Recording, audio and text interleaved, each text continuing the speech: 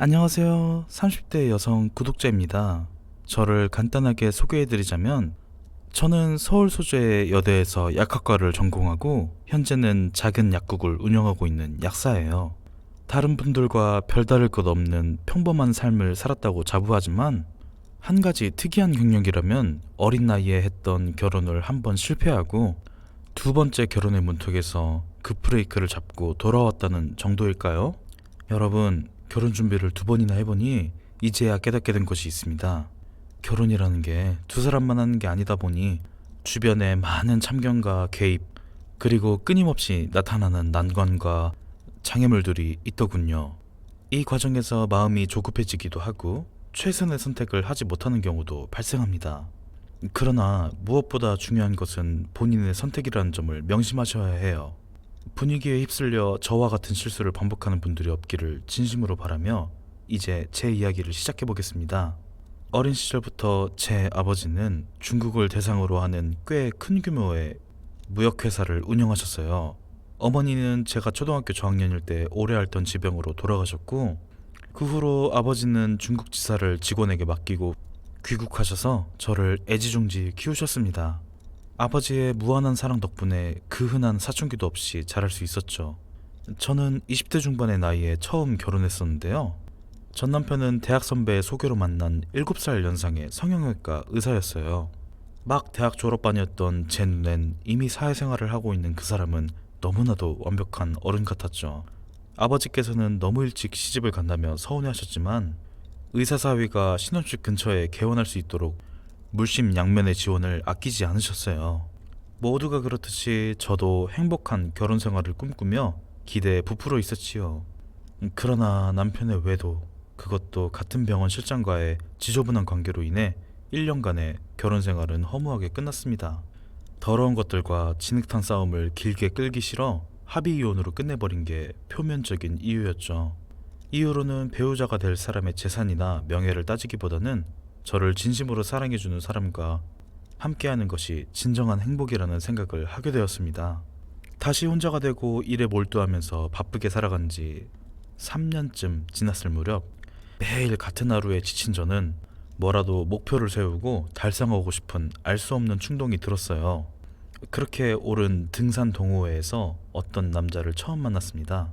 그저 정상을 찍고 싶다는 욕심에 페이스 조절도 안 한 채 무턱대고 산을 오르던 저는 등산을 시작한 지 2시간 만에 심각한 컨디션 난조를 겪었는데요. 속이 울렁거리고 머리가 핑 돌아 그대로 주저앉았는데 입안에 뭔가 달콤한 것이 쑥 들어오더군요. 괜찮으세요? 천천히 씹으면서 심호흡하세요. 금방 괜찮아질 겁니다. 웬 남자의 다정한 목소리에 정신 차린 저는 안도의 한숨을 내쉬었습니다. 그러나 초콜릿을 천천히 녹여 먹고 얼음물을 마셔도 상태가 나아지지 않자 그 남자는 결국 저를 들쳐업고 산을 내려갔어요. 정말 죄송해요. 제가 제대로 등산하는 게 처음이라 컨디션 조절을 못했나 봐요. 괜찮아요. 처음 오신 것 같아서 주시하고 있었는데 몸이 안 좋아 보이셔서 너무 신경 쓰였어요. 사실 이럴 때 한 번에 괜찮아지는 특효약이 있는데. 무슨 약인데요? 삼계탕이요. 등산 후에 먹는 삼계탕이 기력 보충에 좋거든요. 마침 여기 초입에 잘하는 집 있는데 같이 가실래요? 그의 등에 엎여 내려오는 동안 남자의 넓은 등에서 전해지는 따뜻한 체온과 진심 어린 걱정에 이상하게 마음이 요동치더군요. 그날 우리는 둘이서 삼계탕을 먹으며 많은 얘기를 나눴습니다. 남자는 저보다 4살 어린 회사원이었는데 등산과 야구를 좋아하는 쾌활하고 다정한 사람이더라고요. 그 사건을 계기로 우리는 서로에게 끌렸고 깊은 연애가 시작되기 전에 저는 그에게 이혼을 했었다는 사실을 고백했습니다. 요즘 세상에 이혼은 흠도 아니라고는 하지만 막상 제 일이 되니 쉽게 입이 안 떨어졌어요. 한껏 긴장된 마음으로 말문을 열었죠. 사실 나 3년 전에 이혼했어. 그것 때문에 부담스러우면 솔직히 말해도 돼. 아니, 난 지금 있는 그대로의 너를 좋아하는 거야. 과거는 아무 상관없어. 남자친구의 열렬한 구애에 저는 감동했고 수많은 고민 끝에 우리는 결혼하기로 약속했습니다. 예희야, 우리 결혼하자. 사실 처음 너 만났던 날 결심했어. 평생 옆에서 지켜주고 싶어. 이렇게 우리는 서로의 인생에 깊이 스며들게 되었죠. 저희 아버지는 당시 중국에 계셨기에 결혼 전 첫인사를 위해 남자친구의 집을 먼저 방문하게 되었습니다. 남자친구의 집은 작은 빌라였는데요. 남자친구가 고등학교에 다닐 때까지만 해도 남부럽지 않게 살았지만 아버지의 사업 실패로 살림을 줄이면서 이사를 했다고 미리 얘기를 들었던 상황이었어요. 저는 백화점에서 미리 예약한 커다란 과일 바구니와 한우 세트를 들고 긴장되는 마음으로 남자친구의 집으로 들어섰습니다. 어서 와요. 얘기 많이 들었어요. 집이 좀 좁죠? 임시로 산 집이라 좀 많이 좁아. 예비 시모는 머리부터 발끝까지 명품 로고가 크게 박힌 옷을 걸치고 있었는데요. 원피스부터 스카프, 액세서리까지 어지럽게 박힌 로고를 더 잘 보이게 하려는 깜냥인지 계속해서 옷매무새를 만지셨죠. 반면에 예비 시아버지는 사업을 접은 후 작은 상가 관리사무소에서 일을 하고 계셨고, 시어머니에게 기가 눌려 말수가 적은 평범하고 왜소한 중년 남자였습니다. 좁은 집과 시어머니의 명품 옷, 번쩍번쩍 빛나는 금목걸이가 이상하게 붕 떠 보였지만 저는 예비 시어머니에게 좋은 첫인상을 남기고 싶어 열심히 웃으며 호응했어요. 그때 남자친구 핸드폰에 전화가 오더라고요. 여보세요? 네, 5988 맞습니다. 차 빼드릴까요? 네네, 지금 내려갈게요. 예비 남편이 전화를 받고 급하게 자리를 비운 사이 예비 시모는 저녁 준비가 아직 덜 됐다며 과일로 입가심부터 하자고 하시더라고요. 저에게 멜론 손질을 할 수 있는지 물으셨는데 사실 한 번도 과일을 깎아본 적이 없었지만 최선을 다해 예비 시모를 도와 과일을 준비했습니다. 얘기 많이 들었어요. 그래서 우리 성찬이보다 4살 많으면은 34시겠네? 네, 맞아요. 애는 엄마가 일찍 나올수록 똑똑하다던데. 요즘 결혼이 늦다 해도 30대는 좀 많이 늦었지. 혹시 난소 나이 검사한 적 있어요? 과일을 씻는 중에 예비 시모가 은근슬쩍 제 나이로 깎아 내리시더라고요. 초면에 제 장기의 나이를 물어보시는 게 좀 당황스러웠지만 약국에서 이미 각양각색의 어머님들을 많이 상대했던 저는 웃으며 대답할 수 있었죠. 난소 나이를 검사해 본 적은 없지만 매년 건강검진 결과 보면 건강하더라고요. 아유, 내가 우리 성찬이가 아직 품 안에 자식 같아서 쓸데없는 걸 물어봤네. 그래도 이런 건 확실히 하는 게 낫지, 그죠? 네, 궁금하실 수 있죠. 괜찮습니다. 이어서 예비 시모는 그야말로 폭주 기관차처럼 질문을 이어갔습니다.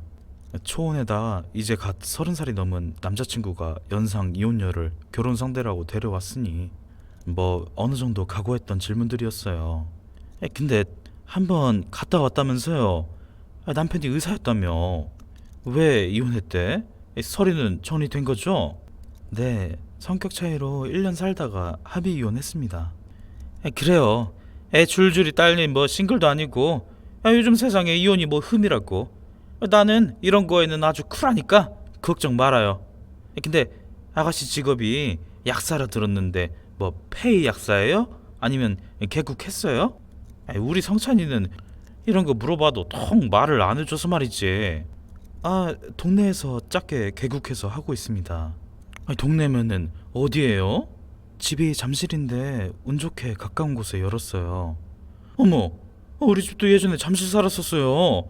이웃 사촌이었을 수도 있겠네.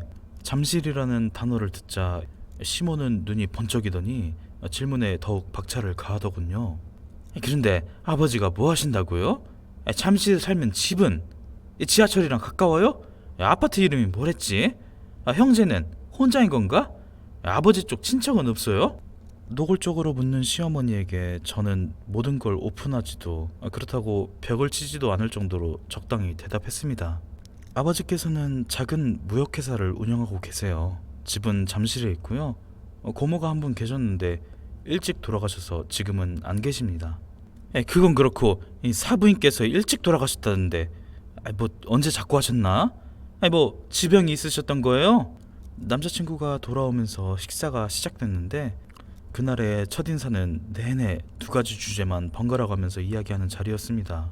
첫 번째는 저희 집이 얼마나 잘 사는지 떠보는 염탐전이었고, 두 번째는 과거의 남친 가족이 얼마나 잘 살았는지 자랑하는 시간이었죠. 예비 시부는 질린 듯 입을 딱 다물고 아무 말도 안 하고 시모만 신나게 이야기하더군요. 대화가 만족스럽게 마무리되었는지 예비 시모는 저에게 핸드폰을 내밀며 말했습니다. 앞으로 가족들 사이인데 핸드폰 번호는 찍어줄 수 있죠? 아, 네, 그럼요. 내가 요새 약을 좀 많이 먹는데 뭐 궁금한 거 생기면 연락해도 되나? 엄마, 예의 불편하게 왜 이래요? 괜찮아요, 어머님. 궁금한 점 있으시면 연락 주세요. 그렇게 저녁을 먹는 둥 마는 둥 하며 정신없는 첫인사 자리가 끝나자 예비 남편은 머쓱해하며 말했습니다. 엄마가 당신한테 잘 보이고 싶기도 하고 예전에 잘 살던 시절 습관을 놓기 힘드신 것 같아. 오늘 불편했다면 미안해. 내가 선 잘 그을게. 저는 속물적인 시어머니의 태도가 편한 건 아니었지만 예비 남편을 너무 사랑했기에 그냥 눈 감고 결혼하기로 결심했죠. 대화를 통해 충분히 조율할 수 있는 문제 같았고 예비 남편도 저를 이해해주고 지지해주리라 믿었거든요. 그런데 예비 시모는 제 예상보다 훨씬 더 어쩌면 이제까지 살면서 한 번도 만나보지 못한 특이한 인간상이었습니다. 어느 날 할 얘기가 있으니 성찬이 몰래 오라며 저를 집으로 부르시더라고요. 무슨 일이 있나 싶어서 집으로 가보니 주방에 양파며 대파, 마늘 같은 식재료들을 잔뜩 쌓아놓고 저를 기다리고 계셨어요. 그거 두 번째 보는 거니까 말 놔도 되지? 예. 저번에 보니까 과일 깎는 거 보니 손이 야물딱지지가 않더라. 결혼하면 집들이도 해야 되고 우리 성찬이 매일 밥 한 끼는 해줘야 하지 않겠냐. 그래서 기본적인 요리 좀 알려주려고 불렀어. 예비 시모의 말에 저는 잠시 당황했지만 차분히 대답했습니다. 어머님, 어차피 저희 둘 다 바빠서 결혼 후에는 청소하고 저녁까지 해주시는 가사도우미 고용하려고 해요. 저희 약국은 주말에도 열어서 집에서 뭐 해먹을 시간도 별로 없고요. 예, 누구는 상주도우미 뭐 안 써본 줄 아니? 하여튼 잘난 척은. 그래도 사람이 기본적인 요리는 할 줄 알아야 할 거 아니야. 얼른 앞치만 매. 저는 그렇게 배운다는 명목으로 시어머니와 함께 무침이며 국까지 다양한 요리를 하게 되었습니다. 저는 돌아가신 어머니 생각나기도 하고 재료들을 준비하신 정성이 있으니 적당히 호응해드렸어요. 예비 시모는 요리를 끝내고 저와 함께 단둘이 식사를 하며 저에게는 앞으로는 그냥 엄마라고 부르라며 새삼 다정하게 이야기하셨죠. 자, 먹어봐라. 맛있지? 이게 집밥이라는 거야. 네가 어린 나이에 엄마 보내드리고 얼마나 힘들었겠니? 앞으로 나를 엄마라고 생각해. 시엄마도 어쨌든 엄마 아니겠니? 얼굴을 맞대고 밥을 먹으니까 확실히 경계가 허물어지더라고요. 저는 시모가 세속적이지만 그래도 인간적인 면모가 있는 사람이구나 다시 생각하게 되었습니다. 그러나 집에 돌아가기 전 시어머니는 기대를 저버리지 않고 갑작스럽게 말씀하셨죠. 예, 타크네한테 이런 걸 누가 알려주겠니? 요리 학원비라고 생각하고 나한테 용돈 좀 줘라. 엄마한테 용돈 준다 생각하면 딱이네, 그치? 저는 너무 황당했지만 거절하기도 민망해서 적당한 금액을 이체해드렸어요. 금액을 본 시모는 만족스럽게 웃더라고요. 참, 네가 어머니가 안 계시니 잘 모르겠지만은 우리 집이 자매만 다섯이야. 형부들이 의사에 노무사에 다 잘 살아. 내 체면도 있으니 예단은 제대로 했으면 좋겠는데. 예, 어머님. 최대한 성의껏 준비해 볼게요. 걱정 마세요. 예단은 뭐 그렇다 치고 성찬이한테 차 한 대 사주는 것도 생각해봐야 하지 않겠니? 성찬이 차가 너무 오래돼서 요새 장고장이 심하다고 하더라. 요즘 젊은 애들은 차가 좋아야 여기저기 다니기도 편하고 그게 남자 체면도 살고 말이야. 어머님, 저희도 결혼 준비에 신경 많이 쓰고 있어요. 성천 씨랑 상의해서 결정하도록 하겠습니다. 계속해서 돈 얘기가 나오자 저는 더 이상 대화를 이어가기 어렵다고 판단하고 일어나서 인사드릴 준비를 했습니다. 어머님, 오늘 요리 가르쳐 주셔서 정말 감사했습니다. 근데 이제 제가 약국에 가봐야 할 시간이 됐네요. 다음에 또 뵐게요. 그래 가봐라. 다음번에도 배울 게 태산이다 얘. 자주 놀러 오렴.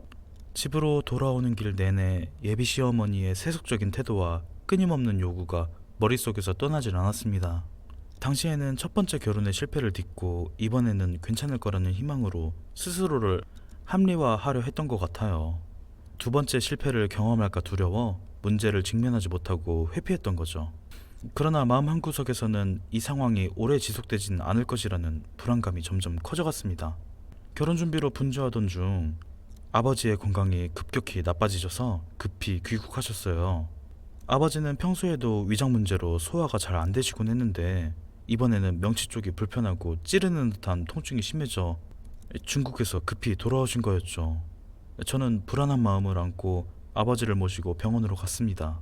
병원에서 위 내시경, CT, MRI 등 모든 검사를 마친 후 의사 선생님이 조심스러운 표정으로 저희를 불러드렸습니다. 따님이시죠? 조직 검사를 해봐야겠지만 아버님께서 지금 위암 3기나 4기 정도로 보여요. 현재 종양이 위를 둘러싸고 임파선까지 퍼져 있는 상황입니다. 그 소식을 듣는 순간 제 머릿속은 하얗게 변했고 세상이 무너진 듯한 충격에 빠졌습니다. 위암 3기라니요? 어떻게 그럴 수가 있죠? 평소에 정말 건강하시던 분인데. 위암은 원래 초기 증상이 없거나 있어도 미미해서 조기 발견이 어려워요. 환자분 같은 경우에는 현재 위 상당 부분이랑 임파선에 종양이 퍼져 있어서 더 퍼지기 전에 빠른 수술과 항암 치료가 필요합니다. 저희 부녀는 너무 큰 충격을 받았지만 암은 치료가 늦을수록 생존율이 떨어진다는 걸 잘 알기에 저는 재빨리 정신을 차리고 동기들 사이에 좋은 병원을 수소문해 항암 치료를 시작했습니다. 평소 저에게 강인한 모습만을 보여주셨던 아버지가 병상에 누워 고통스러워하는 모습을 보니 가슴이 찢어지는 것 같았어요. 얘야, 이런 모습 보여서 정말 미안하다. 우리 애이 세상에 혼자 두기 싫어서 아빠가 꼭 낳아야겠어. 네 결혼 준비에는 폐를 끼치게 됐구나. 아니에요, 아빠. 그런 말씀 마세요. 아빠가 제일 중요해요. 결혼 준비는 나중에 해도 돼요. 지금은 아빠가 빨리 쾌차하시는 게 우선이에요. 저희 부녀는 서로의 손을 꼭 잡고 힘을 내기로 다짐했어요. 아빠가 혹시라도 잘못되신다면 세상에 온전히 저 혼자만 남겨질까봐 두려웠지만 그럴수록 더 강해져야 한다는 생각이 들었습니다. 저는 약국도 폐의약사를 고용해 맡기고 항암 치료를 받는 동안 아버지를 직접 간병하기로 결심했습니다. 아버지의 항암 치료는 시작부터 매우 힘겨웠어요. 매번 치료를 받을 때마다 아버지의 기력이 점점 더 나빠지는 것을 보며 저는 가슴이 아팠죠. 식사조차 제대로 못하시는 아버지를 보며 무력감을 느꼈지만 아버지 앞에서는 늘 밝은 모습을 유지하려 애썼습니다. 아빠, 오늘은 미음을 조금이라도 드셔야 해요. 약이 너무 독해서 안 드시면 속도 안 좋고 기운 없으실 거예요. 이상하게 목으로 넘기기가 너무 힘들구나. 이 숟가락조차도 너무 버거워. 아버지는 한 숟가락을 넘기기도 힘들어 하셨고 저는 그런 아버지를 보며 몰래 눈물을 삼켰죠. 그래도 아버지 앞에서는 항상 밝게 웃으며 격려의 말을 건네려고 노력했습니다. 예비 남편은 시모에게 상황을 알리면서 결혼을 좀 미루면 어떨지 의논했지만 상황을 알게 된 시어머니는 저희와는 생각이 다른 것 같았죠. 여느 때처럼 아버지 병원에 있던 어느 날 예비 시어머니가 전화를 걸어왔습니다. 아버지는 좀 어떠시니? 어머님, 항암 치료 열심히 받고 계세요. 그래, 내가 생각해봤는데 결혼 일정을 좀 땡겨야 하나 싶어. 아버님 괜찮으실 때 혼주석에 계시는 게 좋지 않겠니? 항암 치료를 받느라 머리도 빠져나가는 상황에 혼주석 타령이라니. 저는 화가 치밀었지만 꾹 참고 대답했습니다. 어머님, 죄송한데 아버지께서 지금 항암 치료 받으시면서 면역력이 많이 떨어지셨거든요.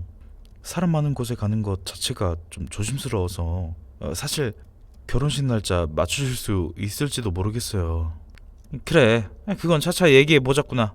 그건 그렇고 내가 아는 변호사한테 물어봤는데 지금 좀 시간 날 때 아버지 유산 얼마나 되는지 미리 파악하고 유언장 쓰시는 게 좋겠다고 하네. 딸한테 건물 정도는 정신이 성하실 때 얼른 상속해줘야 하는 거 아니니? 아버님 가시면 우리가 너 챙길 유일한 가족인데 우리 지분도 좀 있어야 될 것 같고. 뭐라고요? 어머님, 아빠가 멀쩡히 살아계시는데 무슨 유산은 유산이에요. 그런 얘기할 상황은 아닌 것 같아요. 예비시모는 날카로운 제 반응을 무시하며 말을 이어갔죠. 똑똑한 애가 실리를 챙겨야지 왜 이래? 네가 그렇게 감정적으로 나서면 뭐가 남니? 이런 건 아버지께서 정신이 있을 때 미리 정해두는 게 현명한 거야. 저는 시모의 말에 분노가 치솟아 얼굴이 뜨겁게 달아올랐습니다. 아버지가 힘들어하는 모습을 보면서도 오로지 돈과 재산에만 관심을 두고 있는 것 같아 보였거든요. 저는 화를 억누르며 단호하게 말했습니다. 어머님, 지금 아버지는 치료에 전념하셔야 할 때예요. 재산 문제는 나중에 상의해도 늦지 않고요. 더 이상 그런 말씀은 삼가주세요. 하지만 예비 시어머니는 여전히 자신만의 생각에 빠져 있었습니다. 얘야, 네가 주변에 어른이 안 계셔서 상황 판단이 좀 헷갈리는 모양인데 이렇게 하는 게 맞아. 나중에 후회하지 않으려면 엄마 말 잘 들어. 그 순간 저는 이 결혼이 과연 옳은 선택인지 깊은 회의감에 빠졌습니다. 이 결혼을 계속 진행해야 하는지 아니면 지금이라도 다시 생각해야 하는지 고민에 휩싸였지만 당장 아버지의 간병이 더 급했기에 회피할 수밖에 없었죠. 어머님, 나중에 말씀 나눠요. 지금 눈앞에 있는 일이 너무 급해서요. 그래, 조만간 다시 얘기하자. 띠로록. 그주 주말 저는 남자친구와 함께 집에 중요한 물건을 챙기러 갔다가 예비 시어머니가 갑자기 들이닥치는 상황을 맞이했습니다. 예비 시모는 반찬을 전해준다는 명목으로 일부러 찾아왔죠. 반찬 몇 가지를 냉장고에 집어넣고 나서는 집안을 샅샅이 둘러보며 하나하나 가격을 묻고 가구의 브랜드를 캐물었습니다. 이 소파는 어디 거니? 꽤 비싸 보이는데. 엄마, 그런 건 좀 나중에 물어보자. 지금 중요한 물건을 챙기러 온 거라서. 야, 우리 들어와서 살아도 방이 남겠네. 요즘 니네 아빠 그 쬐끄만 상가에서 은퇴 압박받는다더라. 같이 사는 것도 괜찮을 것 같은데. 저는 짐을 빠르게 싸면서도 불편한 기색을 감추지 못하며 시어머니의 행동을 지켜보고 있었습니다. 그러다 시어머니가 제가 어린 시절부터 키워온 고양이 깜비를 유심히 쳐다보시더군요. 요새는 제가 집을 비우니 전문 펫시터가 집에 방문해 고양이를 돌봐주고 있었어요. 아이고 무서워라. 이런 검정 고양이는 사람 잡아먹는 요물이란다. 결혼해도 계속 키울 거니? 소파에 러그에 딱 봐도 비싸 보이는데 이 집에서 고양이 키우기 좀 불편하지 않아? 엄마 진짜 왜 그래요? 저는 더 이상 참을 수 없어 단호하게 대답했습니다. 이 집은 아버지 집이에요. 아버지께서 쾌차하시면 혼자 사실 거고요. 어머님, 그리고 저희 깜비는 제 가족이에요. 결혼한다고 해서 가족을 버릴 수는 없어요. 그 순간 시어머니의 얼굴이 굳어졌고 남자친구는 어쩔 줄 몰라 했습니다. 시어머니의 계속된 무리한 요구와 간섭, 그리고 중간에서 조율을 전혀 못하는 남자친구의 안일함과 우유부단함에 저는 점점 지쳐가고 있었죠. 그날 밤 저는 깊은 고민에 빠졌습니다.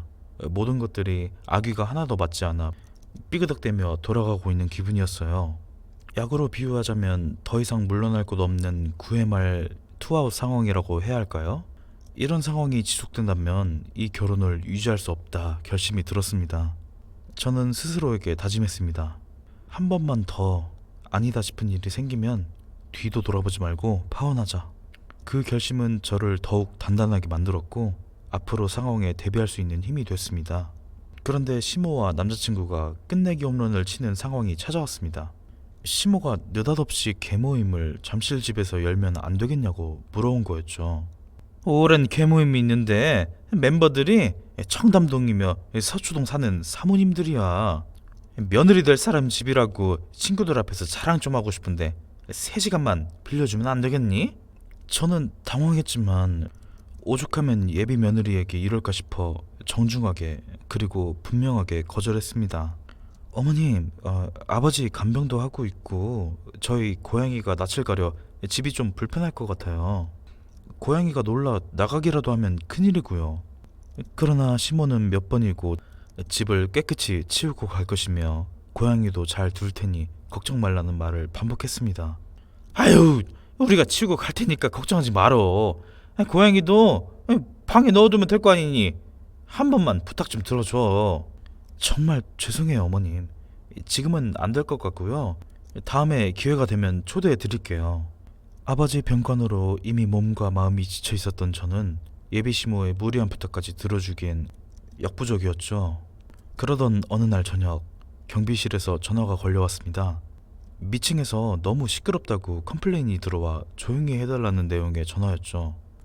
저는 아버지와 함께 병원에서 저녁을 먹는 중이었기 때문에 무슨 일인지 어리둥절했습니다. 저희 집에 지금 아무도 없는데요. 착각하시는 거 아닐까요? 에? 1시간 전에 방문했을 때도 계셨잖아요. 좀 조용히 지냈더니 또 요란하게 쿵쿵거리고 노래를 너무 크게 부르신다네요. 아실 만한 분들이 왜 이러세요 참. 저는 혹시나 도둑이라도 든 건 아닌지 너무 놀라서 간호사 선생님께 아버지를 부탁하고 급히 집으로 향했습니다. 가는 도중에 펫시터로 일해주시는 분께 급히 전화를 했더니 그분이 더 놀라시더라고요. 네? 아까 방문했더니 어머님께서 오늘은 시터 필요 없다고 돌아가라고 하시잖아요. 어머님께 전화 못 받으셨어요? 그 말을 듣고 설마 하는 마음에 어떻게 운전했는지도 모르게 집으로 달렸습니다. 엘리베이터에서 내리자마자 요란한 소리가 현관문 밖으로 흘러나오더군요. 고양이 깜비 때문에 평소 절대 열어놓지 않는 현관문이 도어 스토퍼로 조금 열려 있었어요. 불안한 마음에 조용히 문을 열고 들어가 보니 그 광경은 가히 충격적이었습니다. 예비 시어머니가 친구들과 함께 우리 집에서 술판을 벌이고 있었던 겁니다. TV와 연결된 블루투스 마이크로 트로트를 부르고 깔깔대며 춤을 추고 있는 예비 시모와 친구들은 제가 들어온 것도 눈치채지 못했어요. 아니 본인들도 서로 안 들려서 소리를 지르며 대화했죠. 야! 집이 좋으니까 술맛도 째지네. 이 집이 진짜 성찬 엄마 집 되는 거라고? 그렇다니까. 며느리들 애가 내 말이면 고분고분해. 지는 아버지 돌아가시면 건물에 뭐에 받을 텐데 지 시엠이 소원이라고 죽는 소리 하면 안 주겠어? 사돈한테 미안하지만 얼른 그냥 가셨으면 좋겠네. 성찬 엄마도 참 못됐다. 이 집 그럼 우리 아지트 되는 거야? 그치. 우리 장미파의 아지트를 위해 건배! 저는 황망한 마음을 간신히 추스르고 조용히 리모컨을 들어 TV를 껐습니다. 그제야 사람들이 누가 TV를 껐냐며 돌아봤고 제 얼굴을 보자마자 시모는 소스라치게 놀라며 외쳤습니다. 어머, 이 시간에 네가 병원에 안 가고 왜 집에 있냐? 저는 제가 아끼는 잔과 접시들이 테이블에 지저분하게 널려있는 모습을 보니 분노가 치밀었습니다. 거실 곳곳에는 오징어와 땅콩, 맥주 캔들이 아무렇게나 흐트러져 있었고 러그에는 뭔가 끈적한 것들이 묻어 있었죠.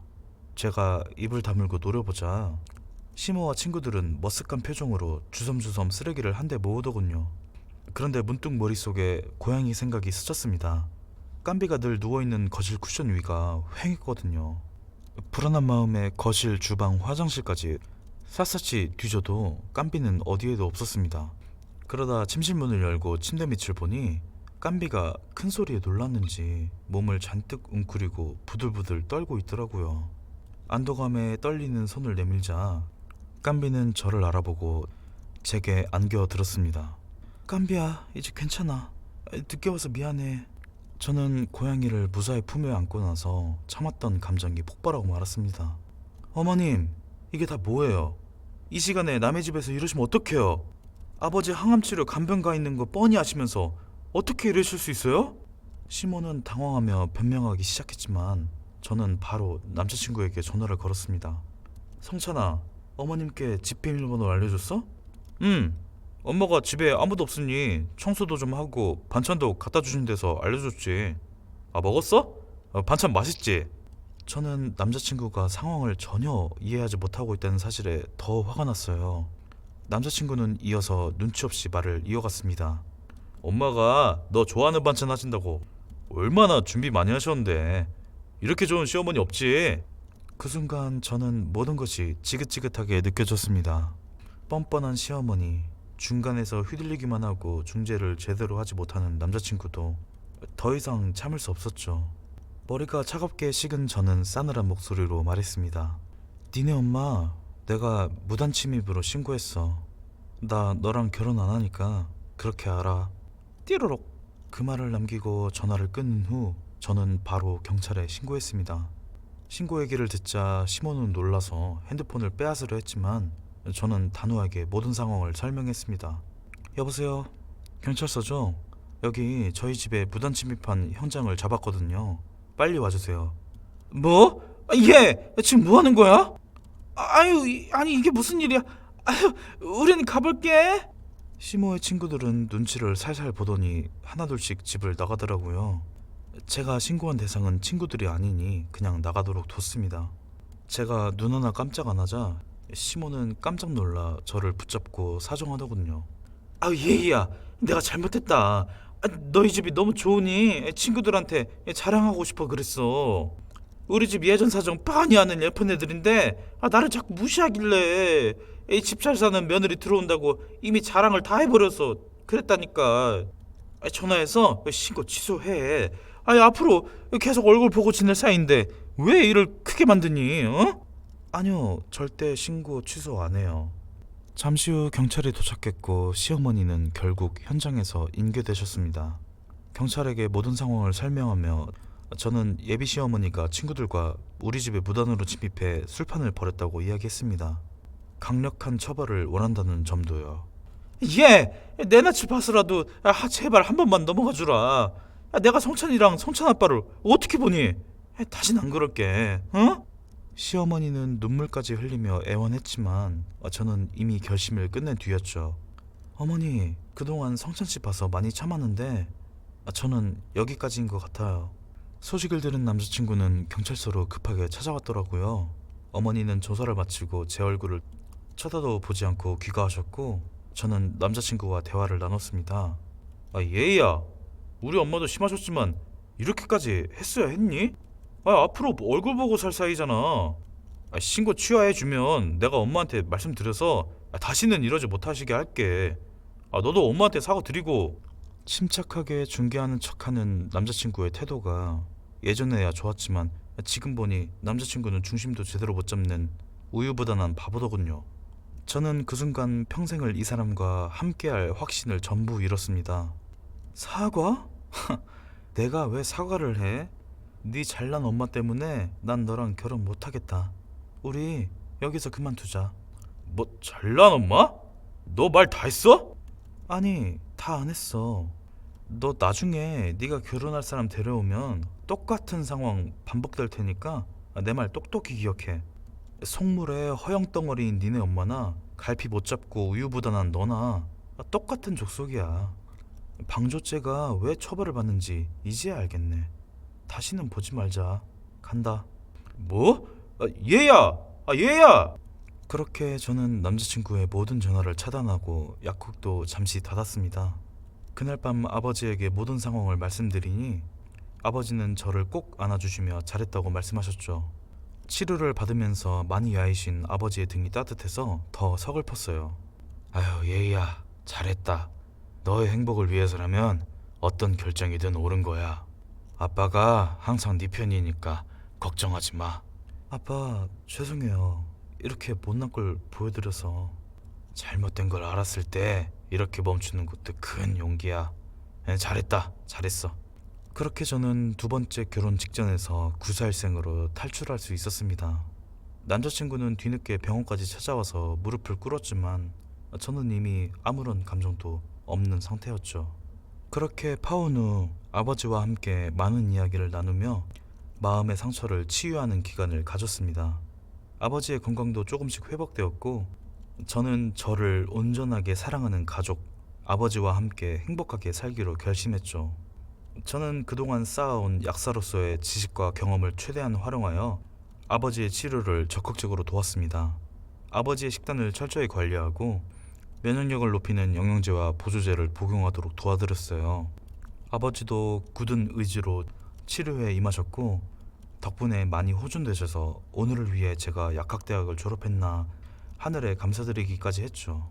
힘든 항암 치료 과정에서도 아버지는 결코 포기하지 않으셨고 저도 그런 아버지를 보며 더 힘을 낼 수 있었습니다. 그렇게 오랜 시간이 흘렀습니다. 2번의 수술과 4차례에 걸친 항암 치료 끝에 아버지는 마침내 의사로부터 완치 판정을 받게 되었습니다. 의사로부터 완치 판정을 받는 순간 우리는 함께 기뻐하며 눈물을 흘렸습니다. 얘야, 네 덕분에 이런 날이 오다니 꿈만 같다. 하나밖에 없는 우리 딸 고생시켜서 낳은 게 아닌지 속상하면서도 너무 좋구나. 아빠, 그런 말 마세요. 이제 우리에게 남은 건 행복하게 사는 일 뿐이에요. 저는 앞으로도 연애도 결혼도 필요 없어요. 앞으로는 아빠랑 같이 좋은 시간 보내면서 행복하게 지낼 거예요. 그렇게 아버지와 저는 서로의 손을 꼭 잡고 새로운 삶을 시작했습니다. 그동안 아버지와 못 갔던 여행도 가고 많은 추억을 쌓을 예정입니다. 전 남자친구는 멀쩡한 허우대로 다른 여자를 만나 청첩장까지 돌렸다 하지만 어느샌가 또 파혼을 했는지 결혼 소식이 싹 사라졌다는 얘기를 들었어요. 저는 그 이유가 누구 때문인지 누구보다도 잘 알 것 같아서 씁쓸한 웃음을 지을 수밖에 없었죠. 그 남자와 결혼을 하지 않은 건 지금 생각해보니 어쩌면 제 인생에서 가장 잘했던 선택이었던 것 같네요. 행복을 위해 많은 길을 돌아왔지만 이 험난했던 여정에서 저는 진심으로 믿고 기댈 수 있는 소중한 가족의 의미를 다시 한번 되새길 수 있었습니다. 모든 분들이 사랑하는 가족과 함께 행복한 하루를 살아가시길 진심으로 바라면서 이만 마치겠습니다. 감사합니다.